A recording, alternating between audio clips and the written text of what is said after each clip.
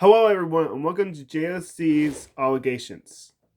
We're talking about the biggest teams of the NBA on trades all the way down to NBA history. Hey, you like what you're hearing, and consider subscribing, and what we're going to talk about stick around the NBA playoffs.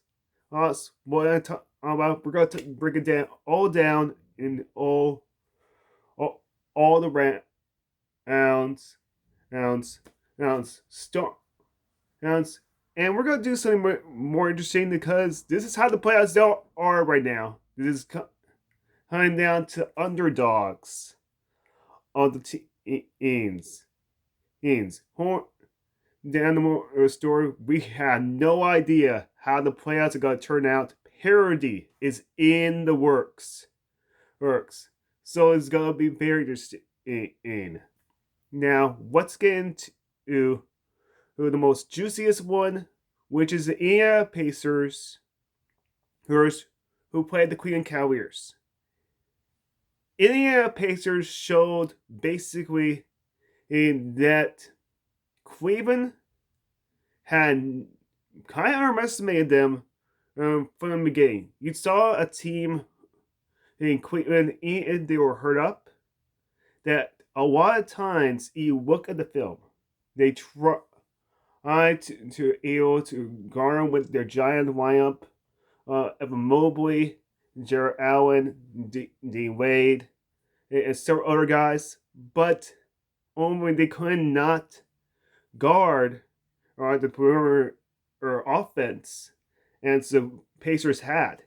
Yeah, they kept bombing trees, making big shots that playmaking, right around the court, fast and furious. Here's towards the hoop. If the 3-point ball was open, you saw a team that was Indiana was playing fast and and not mention and they went for. That's very quick. It reminded me of the C Nash era. It was quite amazing how well they were just playing offensively. 9-second offense, the way to call it. Oh, this team is just so good. That's moving the ball anywhere they can the court. Tyrese Halliburton was playing so good out there. They're getting everyone involved. What really sold me was Siakam and Turner. You saw a team that really was just trying to play their best as and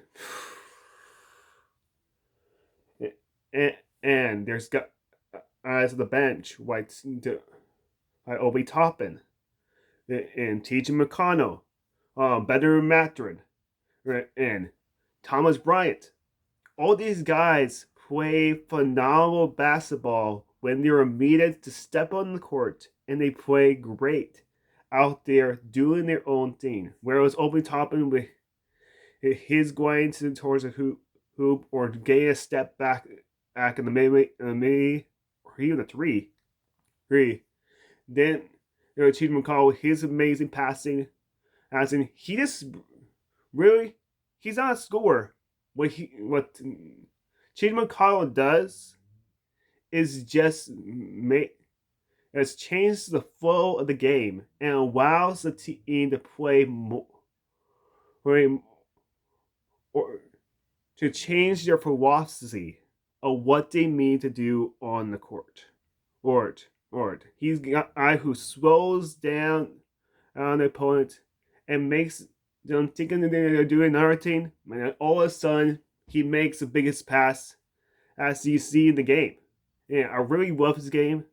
And he also guys who just play more defense out there or getting more boards. Really, this team is a lot better when they're getting defense. I believe they were 18th in defense during the season, and now they went all the way to 10th. And not the biggest, but at least it's more better. It's more confident. The more they play Parity, the more you see their offense plays more confidence. It plays more better. It plays more emphasis on the fast breaks. And that's what I want to see. Yeah, the question is, can it do it against a net in New York? Which we got to talk about a little bit, but we got to talk about Cleveland, what they did. Cleveland with Garwin and with Don Mitchell. This team was all hurt up, but you just saw a team that basically wasn't able to just guard the lineup, wasn't capable of guarding that lineup. Don Mitchell was giving his all out there, 110% out there every single night. This was probably one of the best playoffs we ever saw in him,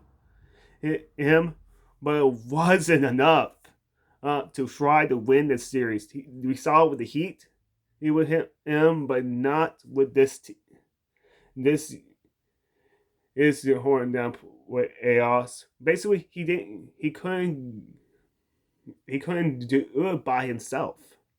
Oh, and then Astros making shots.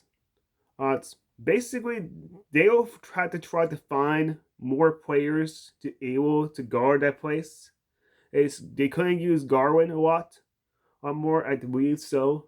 If Garwin was there 100%, they wouldn't got the series to 7 probably. But at the end of the day, they probably would have lost. It's because they couldn't guard a team. Now let's get to the next one, which is the Knicks versus the Celtics. Oh my goodness, the Knicks did it impossible. Oh my goodness, the Knicks did it impossible. They'd be defending champs. It's the Boston Celtics. The New York Knicks probably playing some of the best defense I ever saw the Knicks played.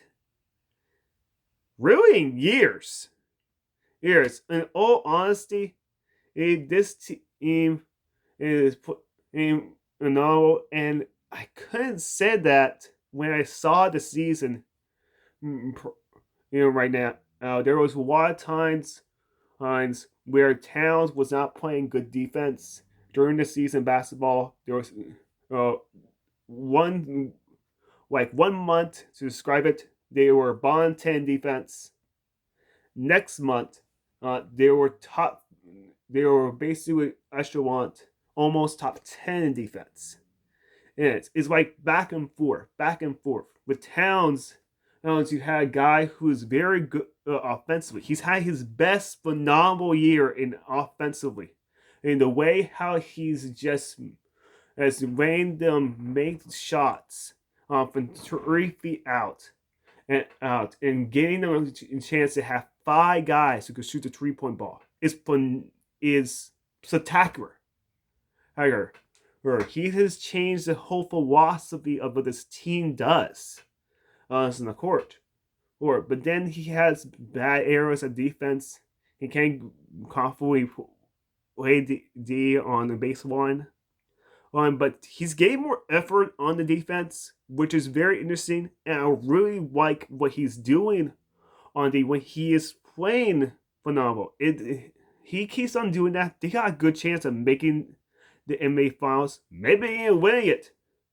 Who knows? Anything can happen now.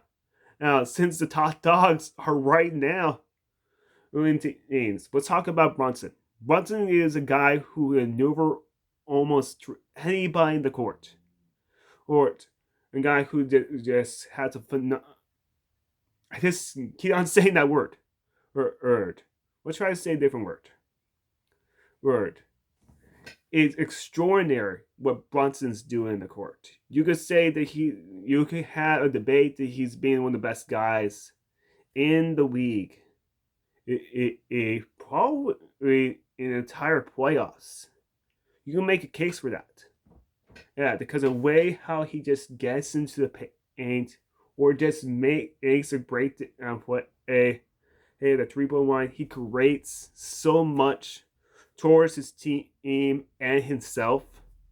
I remember a one play, the defender's right on him, and then all he does is just a simple step back when the defender least suspects it. The defender gets his hand right there, but it's way too late. He makes a shot anyway. Smooth as silk. He's crazy out there. And then there's guys like OG Minobi. Oh wait, Josh Hart making big defensive plays, making big, phenomenal rebounds, making on down in offense. And then there's Bridges. Wow, Bridges is playing not just great defense, but also his offense is getting better. His numbers are not good in field goal, but it's those key plays when he's making those key plays just to make a hoop when their team needs it most.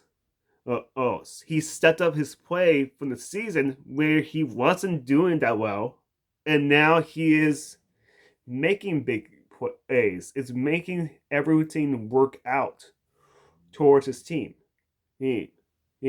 Against Boston, really the thing to me was with the Boston. Now that is more legitimate with Boston with the injuries. In the other series we're talking about, because Boston and me and me Porzingis on the court. We're just gonna get down to a little bit. But the biggest thing to me, was changed my perspective on the Knicks. How do they mentor Robinson? Wow, what a change the difference just to allow them to just have a center who they could go on to grab boards and to make a huge play defensively. There was even times when they played Towns on that court or with him, and then he just made a big play, helping out Towns just be himself out there. And that allowed the team to play more Twin Towers, which was very interesting. It usually doesn't work in NBA, but in this team, it worked more better. I think Porzingis would have changed things, but he couldn't keep himself on the court because of him being sick. Like, I never saw a sickness that let you be out let you not play for over 20 minutes is in the game, and basically he played the whole series, but couldn't play over 30 minutes, which they made him to actually win this series. He was the big changer in the NBA Finals. Was being phenomenal at both sides of the court, but couldn't do it here. Here in the stage when they made him most. Al Horford had to do it. Cornette had to do it. They couldn't do that the full way. Offensively, really, you saw this team play tougher. New York did when they played tougher on defense, played tougher against the triple line. Now, really, it wasn't about Boston making shots. It was more them having understanding of where to shoot the ball. You saw a lot of shots that they shot from 30 feet. They shot shots contested. They shot shots that had no chance of going in. No chance. And then they passed the ball around more and more, which allowed the team to play more better. Rusty Buckets have better understanding to me. I'll try to show you guys and switch it down below. But this goes to show you this team is a lot better. When Tatum went down, that series was over. The series was over. Tatum was there. Man, they actually win that last game when he was hurt, before he got hurt. But openly, he had to go down to the very last bucket to be able to let it happen. And it's gonna be very interesting what they do do with Brown and him and Tatum. But let's see what happens. Yeah, man, I talked about that series. Let's talk about is it Golden State Warriors versus the Minnesota Timberwolves? Woo-wee! Oh my dear. Golden State, it was my pick to go to the conference finals and just take it on Oklahoma City. I really thought that they had be the first 7 seed to do something, but in all honesty, the reason why Golden State lost, it wasn't because Jimmy Butler didn't play playoff mode. I saw him playing well out there on the court, but quite honestly, the age was gained to him in the biggest stage. I saw plays that he had a chance going to score, and the old Butler was gone for them. But then time and time again, you saw his speed, you saw his agent. He tried to go for something else. It was open, and so yes, set going past it to somebody else. Maybe they would find a shot, and they couldn't. And couldn't. And time and time again, he had to step up. There was times he did, and times he couldn't. And really, to me, the age is getting to the era where it might come to a point where they had to have someone else to make big shots. Odds. Now I can see this team being better when they get a competent center and a regular player. That's what the team was missing. Someone to rebound, someone to make big defensive plays other than Green. And then there was a big team that they needed someone just to make another shot. Butler couldn't do enough. Curry, when he got hurt, every team, no one could make a three. That was the biggest thing.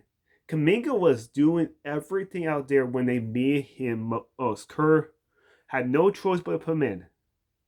And then all this, he comes in and makes every play. But no one talked about really for Kerr that he has nobody to shoot the three with.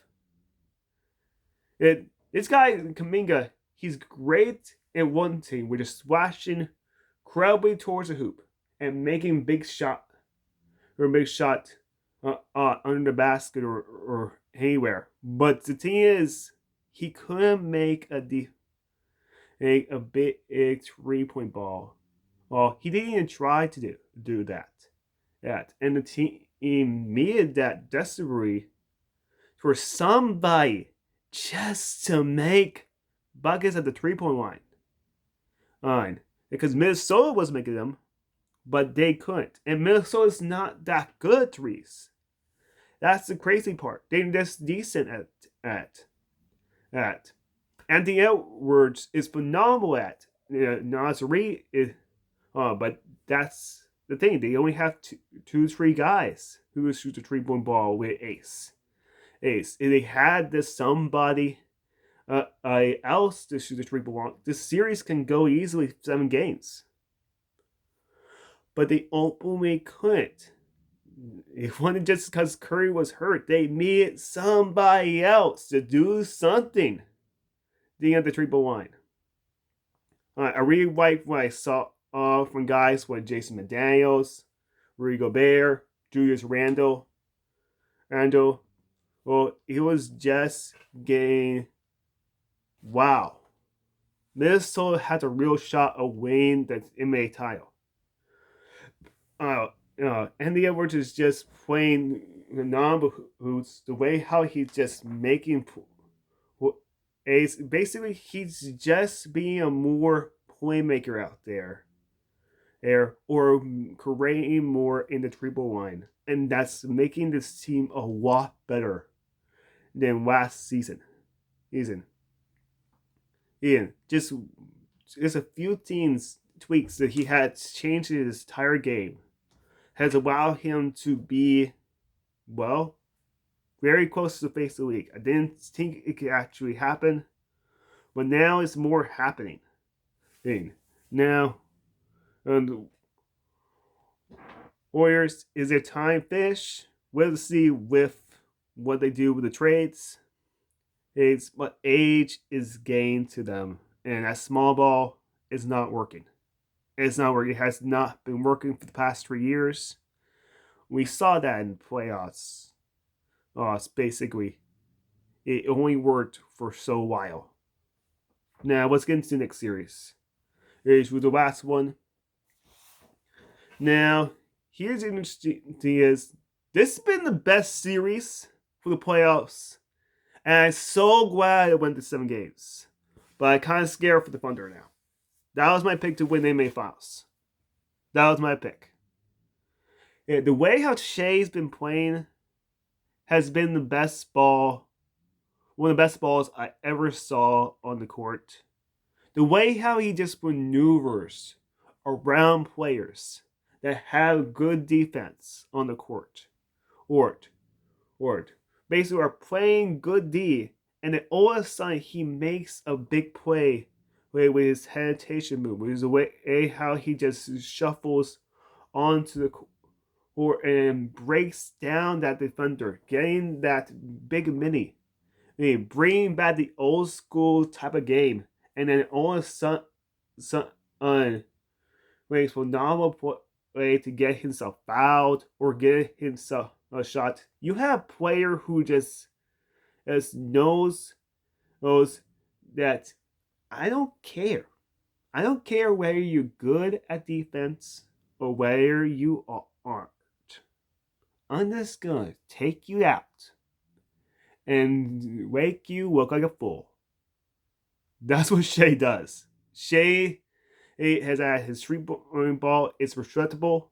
Or he's playing more aggressive on defense, and he's making everything better.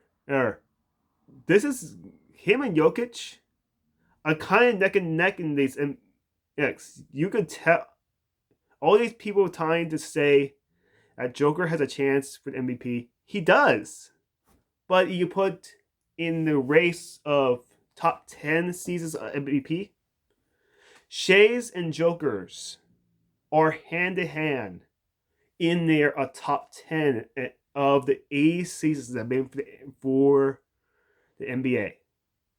I'm not kidding. It's basically that close. We had a guy who's basically making a triple-double at center and playing or at basically the stealing margin. And then we have a guy who's playing phenomenal on both sides of the court, but plays more aggressively, more harder the baseline on bringing back the old school. Who he almost reminds me of Dwayne Wade. But with a mixture of somebody else, maybe Kobe. It's very hard to explain his game, and for anybody who was old school ball, because the thing is, he plays so much like an old school player, but brings a slice of the new ball, which is so refreshing to see. For somebody who has saw a lot of the old school type of game and loved that more than what today's game is. Now, Chet played great D, but he has to really step up on the, not as a scoring pump, but basically just hurrying up. I know he's too thin, but he has to basically allow the base line to not be destroyed. This is what the team needs him from the court.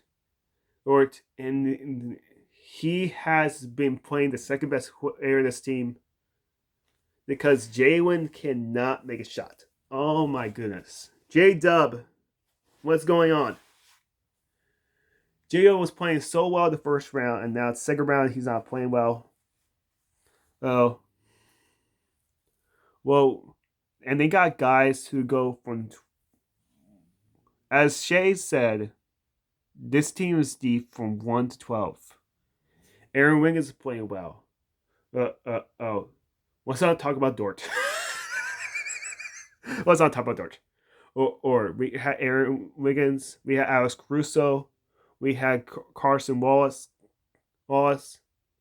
Carson Wallace is playing phenomenal, but oh man, he's going to 1 to the 4, or switching on players, making big plays in a big play. Is kind of that's him making a great steal or making a big play, a rebound. Is basically very big on this play for him. Is any Thunder fans who hear this video, Carson Wallace is really, whoa, a great player. The way how he just they just had a different weapon to go lightning quick on players, with heirs to just try to grab steal or try to just go more hard on players who had no idea that the weak side of their hands can be exploited, and then all of a sudden it's a game over. Phenomenal. Well, D basically. Basically, a guy who could easily be all the defense if there wasn't so many good defenders in the guard spot. I'm tired of people saying that defense is not in NBA today. It's just in sprinkles, guys. It's just in sprinkles. You see it in slides, it's defensively, but then you see it in other places where it's not. And this series is kind of showing that. Let's talk about Denver. Denver is something else. It's not this Joker who's playing. This is one of the best balls we ever saw, with his incredible passing. But it's also his way, how he's stealing the ball. As I tried to tell you guys. But I explain now. He's not the best defender, but the way how he's just stealing the ball this year, he's averaging a 1.5 on steals. You know how rare it is for a center? Very rare. There is 75% of the time you won't see a center get that high. 75, actually no, over that. Then the highest been for Joker, been Keem Olajuwon. It reminded me of Keem Olajuwon this series, of the way how they're gonna play. I gotta have a whole next video dedicated to this game 7. But the way how he's been, well, I guess touch on this. It reminded me of 86 when Keem Olajuwon wanted to win in the NBA Finals and was mad at David Robinson winning MVP. And he won that MVP badly. He didn't get it. Then all of a sudden, he just said, Ed, I'm going to make all those guys who were in against me in the MVP, make them look like embarrassed. And he did, in the biggest way fashionable. Winning the title, winning a second back-to-back, really something else. We can't wait to explain all more, because the thing is, it's not the same ball. It's a thing that we got 2 MVPs versus out each other, and you could say each player is playing just as good at each other, but someone's playing a bit better. That's Jokic, and that's what's scaring me. Hey, Aaron Gordon's playing in great ball. Remind me of Big Shot Bob, Ori. Call him the best Big Shot Gore right now, because he's making big plays defensively, making big plays offensively. The way how he's just making Jokic play hard on defense. But the thing is that makes me so great. He just needs to just be there in the right moments to be able to make a play offensively or passing the ball to be able to allow this team to be better. Those are just little things in Goran. This is his best season by far. Or Murray's back to playoff mode. Making agility. Peyton Watson. Almost guarding everybody. I mean, oh my goodness. How he's just been guarding everybody in the court. And someone, please tell me, someone please tell him, MPJ, Michael Porter Jr. to pass the ball. Seriously, if he could play like he played in Game 5, they got a chance. What's it, Game 5? They scored 18 points. No, it was 28 points. They won that game. Really, there was one game that he scored well. And that was one of the only games that he played well. Well, I don't think it was Game 5. Alright, I'm getting that wrong. Someone tell me to call attention. Because I'm just second guessing myself right now. There was only one game he played well. It's making me forget which game it was. Oh wait, it was Game 4. But anyway, this team needs to just better everywhere. Christian Brown is playing great. He's playing a ball the way he just taking the court. Man, he's more sharper in the court. And Westbrook is playing more emphasis on his game and showing all those people who said he was going to be a liability in the court. They are wrong. He wants to win a ring. He wants to play more team ball. And he got it. See you all guys in the next video where I talk about Game 7 and all philosophy, what I believe is going to happen during that series. And I'll keep it more short in this one. I appreciate for all of you listening to me for going for 33 minutes. I'm going to have big videos planned for all you guys during the off season, but also the NBA Finals. It's been great to hear from you, even if I have not been putting out videos as much as I want because of work and my anxiety. But I just glad for all of you who are keeping with me or who will be keeping with me. As wow, my last videos actually reached 100. One video reached 100, and now who knows? Maybe it could go for 50 subscribers, or it's May next year. If I could get that, man, this channel could be growing. Who knows? See you guys later. JLC out.